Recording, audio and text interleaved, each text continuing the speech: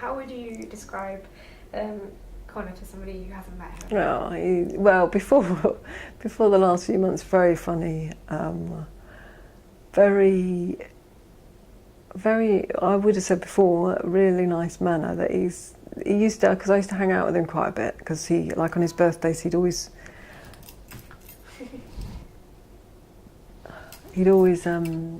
like he'd want to go on his birthday celebration, but with just me.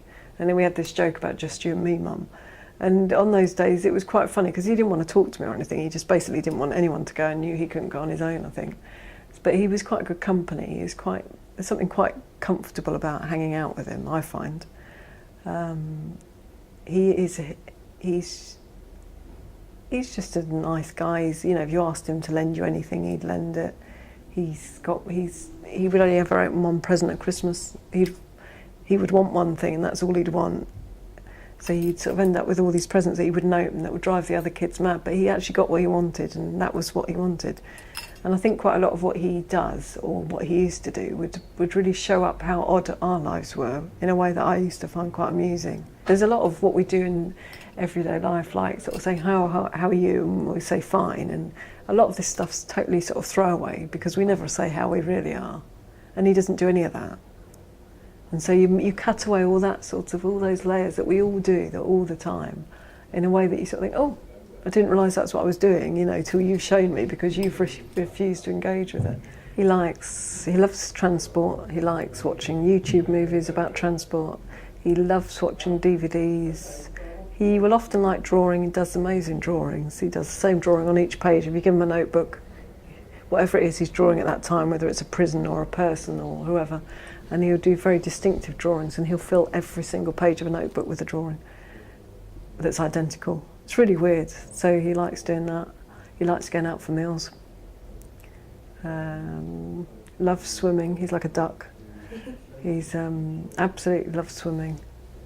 And he likes laughing. He very much, you can really make him laugh a lot.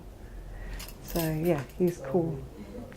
And what are the positive things about having an autistic child? Lots of positive things. I think my experience, it's opened my eyes to things in a way that, when I think back to those early days when I knew nothing about disability, I've cringed now. I absolutely embrace and love difference. I absolutely love, I have so much admiration and respect for people who are different and what they do and all the rest of it. I think it's helped me in my career enormously. It's really given me a focus of research that I find fascinating. I love interacting with other academics in the same area. I love the whole disability studies and all that sort of that. I love the overlap between work and home life. I think that's great, this whole interest in disability. What else? It's made me a better person, I think. It's made me appreciate different things in a way that I wouldn't have done before. It's made life interesting.